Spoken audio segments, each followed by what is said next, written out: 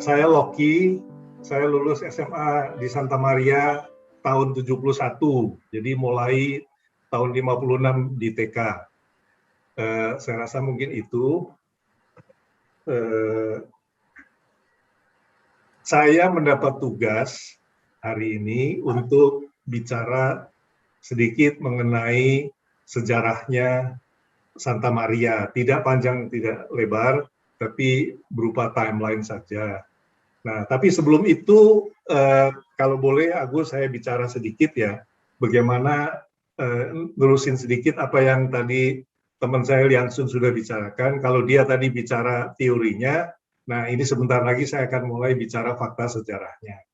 Jadi sekolah itu sebetulnya nggak segampang itu ya. Kalau berangkat dari pengalaman kita pribadi, masing-masing angkatan tentu punya pengalaman sendiri-sendiri. Saya melihatnya kita beruntung ya.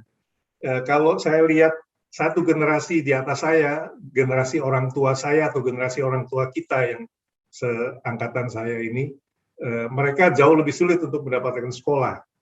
Nah, di kita sudah jauh lebih gampang. Silakan Hermas, slide berikutnya. Kita bisa lihat di sini, karena waktu saya mulai bersekolah kan tadi saya katakan tahun 56, tahun 33 itu tepatnya tanggal 23 Juni itu sudah mulai ada sekolah.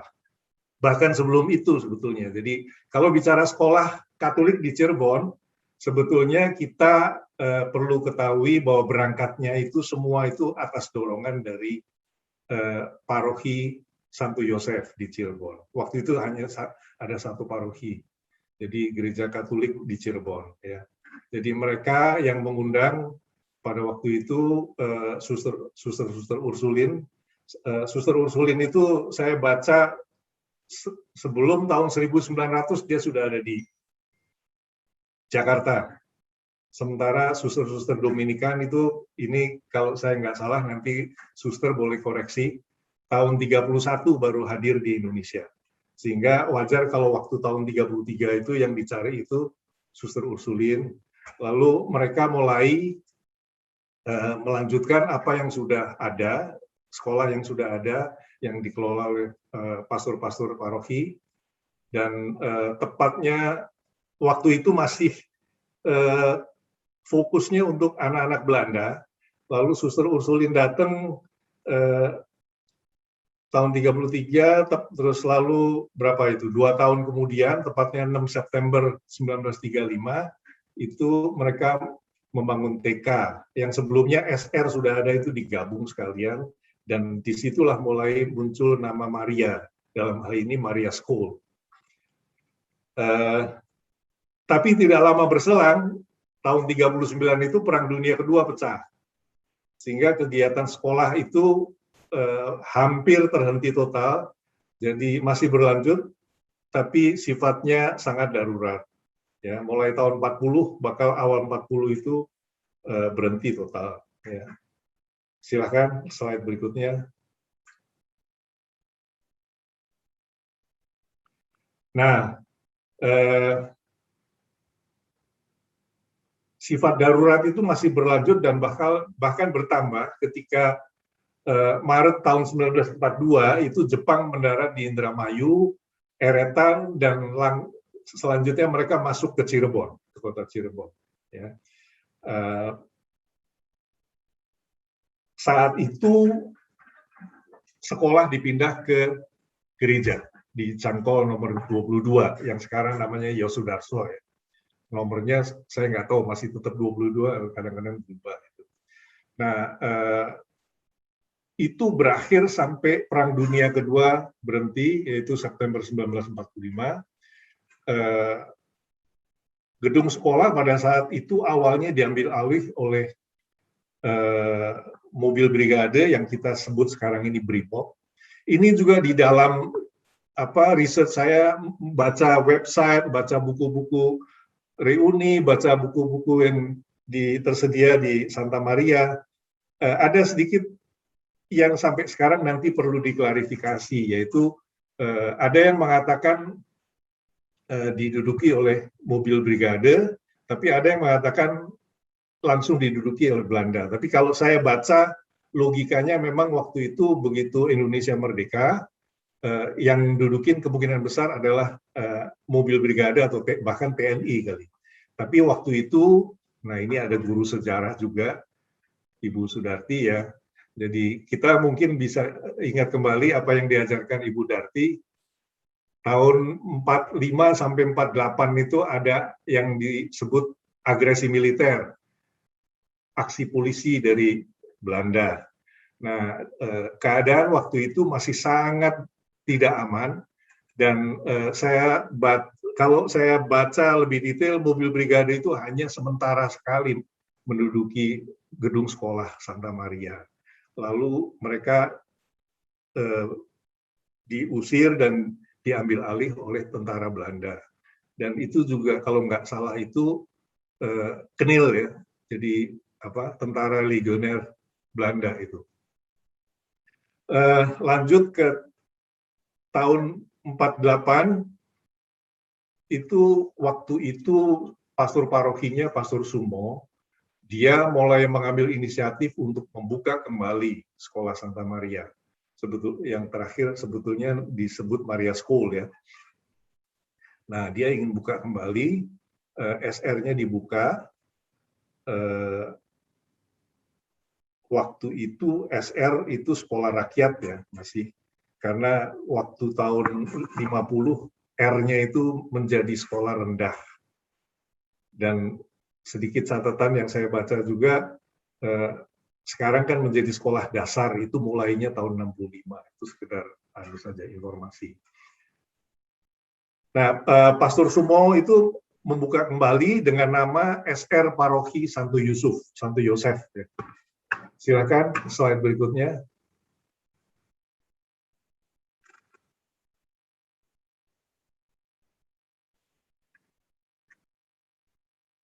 Nah, tepatnya 1 Agustus 1948 itu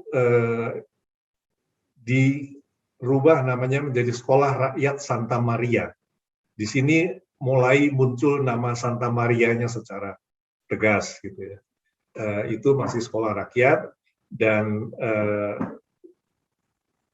pengelolanya waktu itu masih dilakukan oleh Paroki Santo Yosef, dibantu oleh umat paroki yang kebetulan ada beberapa yang berpengalaman sebagai guru, sebagai kepala sekolah dan lain sebagainya. Nah itu awalnya diserahkan, mereka sepakat, saya lupa kalau saya baca buku 40 tahun ulang tahunnya SMP Santa Maria, di situ dikatakan ada 4 sampai 6 orang umat yang punya pengalaman itu berkumpul, lalu sepakat mengangkat Pak Cipto Wardoyo sebagai kepala sekolah. Mereka mulai menerima pendaftaran pada 1 Mei tahun 49, tapi terus sebelum mulai resmi dibuka,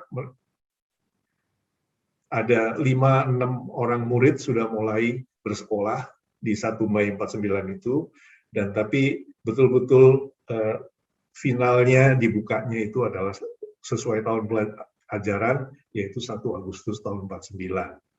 Silahkan slide berikutnya. Nah, waktu itu Pastor Sumo itu rupa-rupanya dipindah ke Bandung, ya, dan digantikan oleh Pastor Deune, Jan Deune. Itu setahu saya Pastor Deune itu tadinya di Cimahi, ditarik oleh uskup untuk dipindah bertugas ke Cirebon. Nah, dia lihat kebetulan itu tentara Belanda yang menduduki gedung sekolah, itu kebetulan juga dia Katolik dan ke gereja, gitu. Sehingga ada kesempatan yang baik bagi Pastor Deune untuk melakukan pendekatan, sehingga pada akhirnya dia berhasil bernegosiasi dan mendapatkan beberapa ruang kelas kembali untuk digunakan untuk SMP. Silahkan slide berikutnya.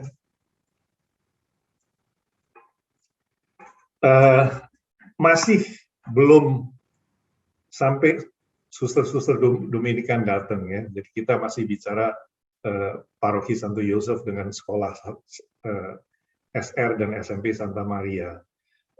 Muridnya saya nggak tahu berapa, tapi yang jelas waktu itu makin lama makin banyak, dan mereka mulai berpikir kembali harus memanggil orang-orang yang profesional. Pada awalnya mereka melakukan pendekatan kembali dengan suster-suster Ursulin. Kalau nggak salah memang gedung itu dari yang tahun 33-35 itu sudah menjadi milik suster Ursulin, makanya mungkin juga itu sebabnya diprioritaskan untuk manggil suster Ursulin. Tapi suster Ursulin waktu itu sudah, yang di Jakarta sudah sibuk dengan di Bandung, tentu bidangnya masih sama, pendidikan. Itu seperti yang kita tahu kalau yang sering ke Bandung ada Santa Angela ya. Mungkin saya nggak tahu selain di Bandung, dekat-dekat Bandung juga pasti ada Ursula dan lain sebagainya. Itu mereka sibuk dengan itu, sehingga mereka menolak untuk kembali ke Cirebon. Nah, lalu pastor mulai berusaha melakukan pendekatan dengan suster-suster Dominikan, yang waktu itu kalau saya tidak salah ingat, awalnya mereka tahun 31 itu mulai di Purwokerto, tapi pada saat tahun 49-50 itu mereka baru buka di Cimahi, sehingga kebetulan sekali Cimahi, Kuskupan Bandung masih dekat sekali, termasuk gerejanya masih masuk satu kuskupan. Sehingga Pastor Diono melalui Kuskupan Bandung, melalui Ordo Salib Suci, melakukan pendekatan kembali ke suster Dominikan. Tapi mereka, suster Dominikan pada saat itu belum yakin, karena takut juga mungkin keamanan, dan mungkin juga sedang fokus ke pembangunan di Cimahi sendiri gitu ya. Tapi karena kebutuhannya, maka Pastor Diono belum putus asa, dia berusaha untuk melakukan pendekatan Ordo Dominikan melalui Belanda. Jadi naik Ordo Salib Suci ke pendekatannya ke Ordo Salib Suci di Belanda, dan di antara pimpinan Ordo itu berbicara, sehingga akhirnya toh tahun 50, silahkan slide yang berikutnya, itu suster Dominikan mulai diyakinkan, dan tepatnya tanggal 21 Juli 1950 itu suster-suster Dominikan yang pertama, ada 6 suster, itu datang ke Cirebon dan mulai menetap ke Cirebon. Ini foto ini saya dapat dari Yongki ya. Sebelumnya saya juga pernah lihat di websitenya Dominikan, cuma kemarin saya cari kok sudah nggak ada lagi foto ini di website itu. Saya sempat kontak juga Suster Albertine untuk memastikan, karena siapa saja suster yang ada di dalam gambar ini. Karena yang saya sendiri pribadi hanya mengenal 2 orang suster, yang pertama dari sebelah kiri, yaitu Suster Francisca dan Suster Rosa. Suster Rosa itu kebetulan kepala sekolah saya waktu saya SR. Kalau Suster Franciscan kebetulan kepala sekolah waktu kakak saya di SMP. Jadi 6 suster ini datang. Cuma terakhir dari Suster Albertine saya diberitahu yang paling kanan itu Suster Bernadette. Sehingga yang tengah dan yang kedua dari kanan itu saya nggak tahu. Cuma ketika saya buka-buka buku 40 tahun SMP Santa Maria, kayaknya yang kedua dari kanan itu Suster Ludovica. Jadi yang salah satu ada Suster Hubertine. Nah, satu lagi itu saya khawatir mungkin tidak termasuk dari 6 suster yang menetap itu, yaitu Suster Marie Jose. Karena Suster Marie Jose saya baca di buku SMP Santa Maria itu ternyata kemungkinan besar dia orang lokal ya, namanya Lim Huan Xian, dan dikubur di Cirebon waktu meninggal, karena beliau itu hanya bekerja sekitar 1 tahun kalau saya baca, setelah itu diganti oleh Suster Ludovica. Jadi dari 6 suster itu yang ada, pembagian kerjanya itu yang saya baca, Suster Bernadette itu mengepalai TK, Suster Rosa Deurzen itu mengepalai SR, Suster Francisca itu SMP, dan Suster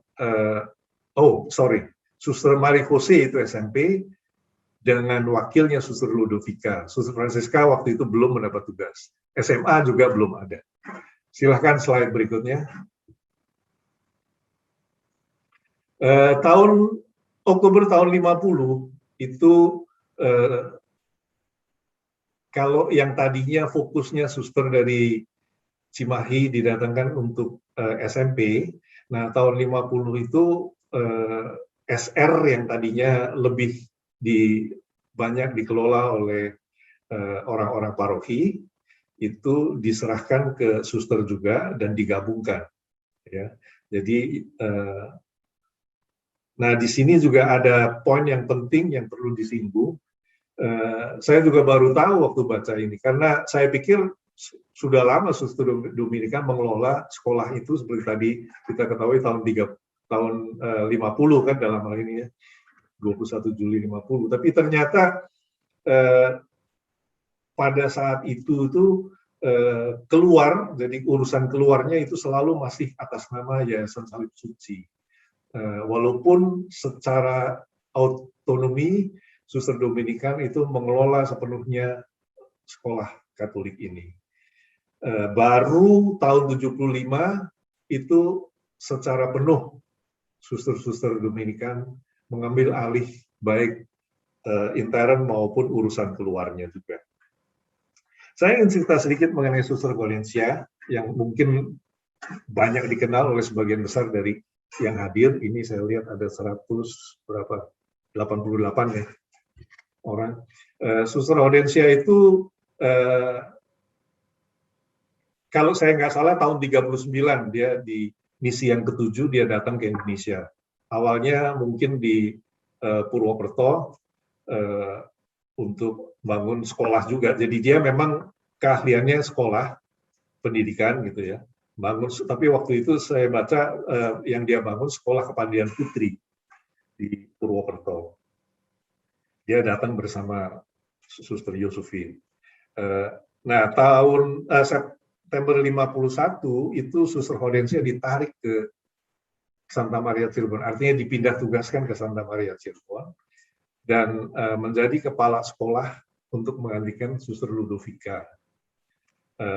Mulai itu maka pembangunan sekolah Santa Maria bergerak lebih cepat kelihatannya kalau saya baca-baca itu ya. Dia mulai mungkin juga karena dorongan pertambahan murid, sehingga dia juga mulai memikirkan perluasan. Nah ini bicara perluasan nanti di akhir mungkin saya akan sambil menunjukkan denahnya. Ini perluasan yang kedua yang dia mulai yang Suster Dominikan mulai lakukan, yaitu untuk SMP. Silakan slide berikutnya. Nah, perluasan itu selesai pembangunan gedungnya secara fisik tahun 55. Jadi kalau kita masuk dari pesisir itu yang kita sebut depan ya. Nah, bagian belakang sekolah itu adalah gedung SMP. Yang sekarang mungkin saya juga sudah lama nggak ke sekolah Santa Maria. Kalau nggak salah sudah tingkat di belakang juga. Hanya yang sayap yang utara mungkin masih belum tingkat. Nah itu sejajar dengan Jalan Pamujudan dibangun 10 kelas oleh Suster Valencia. Waktu itu dia juga tulis di bukunya yang peringatan 40 tahun SMP bahwa mereka juga kesulitan, mereka tidak mendapat bantuan banyak dana dari yayasan, sehingga mereka mencari dana sendiri dan tentunya dibantu oleh orang-orang tua murid. Yang tertulis di dalam buku itu ada 2 orang dokter, satunya Dr. Lu Xiaoyong dan satunya Dr. Fei Zupi. Itu tidak disebut sebagai tim dana, tapi membantu mencarikan dana dan juga saya nggak tahu kalau zaman sekarang kan ada panitianya, ada itu kan proyek sebetulnya, proyek pembangunan ya. Jadi pasti ada timnya di situ, makanya saya istilahkan tim dana dan mungkin juga ada tim yang lain yang tidak saya dapatkan informasinya sehingga nggak bisa saya sebut di sini. Jadi tahun 55 gedung SMP selesai 10 kelas. seperti yang kita alami di tahun berapa ya? Saya SMP itu 6 sampai 68. Itu ada 3 kelas 1, 3 kelas 2, dan 3 kelas 3 pada saat itu. Nah, pada tahun 57, jadi yang lulus dari setelah tahun 55, 56, 57, jadi yang lulus, yang masuk kelas 1 di tahun 55, itu kan tahun 57 kan dia lulus. Nah itu sudah dipikirkan sebelumnya mungkin oleh Suster Hortensia dengan yayasan sebetulnya, sehingga mereka pikirkan toh harus dibangun juga SMA-nya. Nah SMA sendiri pada saat itu belum, sebelum tahun-tahun angkatan sebelumnya itu mereka yang lulus SMP kebanyakan pindah ke luar kota atau pindah ke negeri. Negeri SMA negeri sudah ada, SMA Kristen belum ada. Jadi saya nggak yakin, tapi kemungkinan swasta, SMA swasta kemungkinan Santa Maria pertama. Saya belum selesai melakukan research-nya mengenai itu. Nah, untuk tahun itu baru dibangun kelas 1. Suster Hortensia belum punya guru, lalu rupa-rupanya hubungannya baik, karena waktu saya baca mengenai pembangunan SMP, itu beberapa orang-orang di paroki Santo Yosef itu juga memang punya pengalaman dan bekerja sebagai guru, dan hubungannya mungkin dengan guru-guru SMA negeri juga baik, sehingga mereka mendapatkan bantuan dari SMA negeri untuk tahun pertama. Silakan slide berikutnya. Ya, tahun 58 dibuka kelas 2. Saya tidak sempat menemukan data-data guru lainnya. Mungkin kalau kita gali masih ada lagi. Cuma yang sangat mencolok mata waktu itu saya baca Pak Sunario Sumantri, itu yang juga menjadi guru angkatan saya di waktu saya SMA. Ternyata tahun 58 sudah mulai mengajar. Dan dari sini kelihatan ya bahwa sangat kekurangan guru, sehingga seorang guru seperti Pak Sunario Sumantri, kita bisa perkirakan dia waktu itu masih sangat muda, mungkin sedikit di atas 20, mungkin 22 atau 23 kalau saya belum hitung umurnya. Pak Sunario itu dia mengajar bahasa Indonesia, sejarah, kimia, dan ilmu hayat. Jadi cukup banyak itu yang dipegang oleh satu orang guru. Lalu pelajaran-pelajaran lainnya bisa jadi juga mungkin masih ada bantuan dari sekolah negeri. Saya nggak temukan datanya, tapi di buku itu ditulis bahwa beberapa pastor juga turut mengajar, dan tidak hanya agama gitu. Memang terutama agama.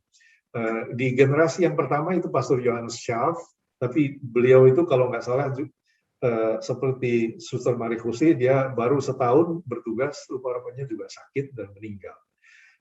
Lalu entah dilanjutkan atau sebelumnya sudah paralel, ada Pastor Wenhold. Pastor Wenhold setahu saya dari tahun 50 sudah ada dia. Dan Pastor Hidayat Sasmita yang kita kenal juga sebagai Pastor Scott. Jadi Pastor Wenhold dan Pastor Hidayat itu saya alami juga sendiri secara pribadi. Ya, itu yang saya bisa ceritakan mengenai SMA yang baru berdiri. Terus terakhir, kalau kita kenal, sekarang ada OSIS.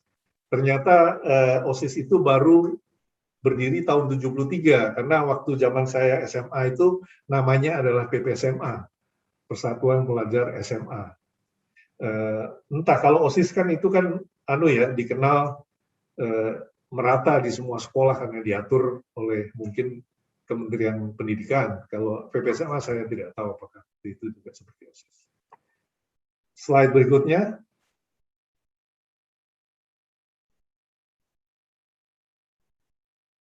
Nah, kita lihat sedikit tahapan pembangunannya. Ini kalau melihat peta kan mungkin lebih enak ya. Jadi sebagai orientasi, Biara itu ada di sebelah utara, Jalan Pesisir atau Sisingamangaraja itu sebelah timur, dan Pamujudan itu sebelah barat. Nah, saya nggak tahu ruang kelas yang di warna hijau di sebelah utara itu di SR, TK, dan SR, yaitu di sebelah kiri kanannya biara, itu saya tidak punya data apakah sudah terbangun sebelumnya. Saya duga mungkin salah satu, yaitu yang di sebelah timur, mungkin sudah ada, entah kapan dibangunnya. Tapi yang ada datanya, tahap pertama pembangunan adalah tahun 39, yaitu juga masih disebutnya untuk SR. Jadi kalau kita masuk dari jalan pesisir, sebelah kiri kanan kita aula. Nah, sebelah kiri itu adalah ada 5 ruang kelas. Nah, itu yang dimaksud, yang dibangun tahun 39. Nah, kita langsung masuk ke arah barat, mentok ke sisi barat. Itu yang kita waktu masih sekolah selalu bilangnya sekolah bagian belakang gitu. Di situ ada pintu gerbang lagi yang menuju yang Jalan Pamujudan. Nah, 10 kelas yang warna biru itu, yang disebut ruang kelas SMP, itu yang tadi yang dibangun tahun 55, selesai dibangun oleh Suster Hortensia tahun 55. Lalu tahapan terakhir, karena ini denah ini adalah dari tahun 39 sampai tahun 57 ya. Tahapan terakhir pembangunan itu dilakukan tahun 57, seperti saya tadi sudah sebutkan. Lokasi bangunannya adalah yang di sebelah selatan, warna biru lebih muda ya. Itu juga masing-masing kiri dan kanan masing-masing 5 kelas. Lalu di tengah itu ruang, waktu saya SMA awalnya, saya kelas 1 itu tahun 69, itu ruang guru dan ruang kepala sekolah, dan juga ini kantornya Pak Soeharto itu kantor SMA itu disebutnya tata usaha ya. Nah, itu juga di situ. Hanya waktu saya naik kelas 2 itu ruang gurunya pindah ke antara aula dengan ruang kelas SR itu. Jadi ruang kelas SR yang di depan itu semua sebelah kanan kalau lihat denah ini itu menjadi SMA. Nah, ruang kelas SMA yang di sebelah kirinya ruang kepala sekolah itu kalau nggak salah diserahkan ke SMP itu. Ya. Nah, kepala sekolahnya sendiri tetap, Suster Hortensia tetap menduduki ruangan yang di tengah itu. Hanya kantor gurunya mungkin menjadi kantor gurunya SMP kalau nggak salah. Saya rasa itu